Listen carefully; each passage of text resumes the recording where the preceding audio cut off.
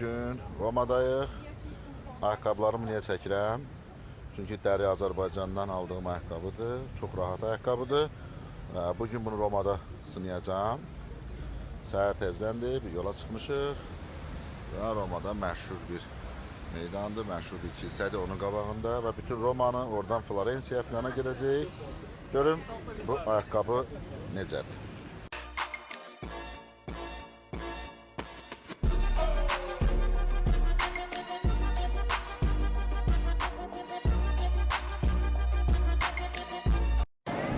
Qatara gecikirik, gördüğünüz kimi qaçırıq. Qatır.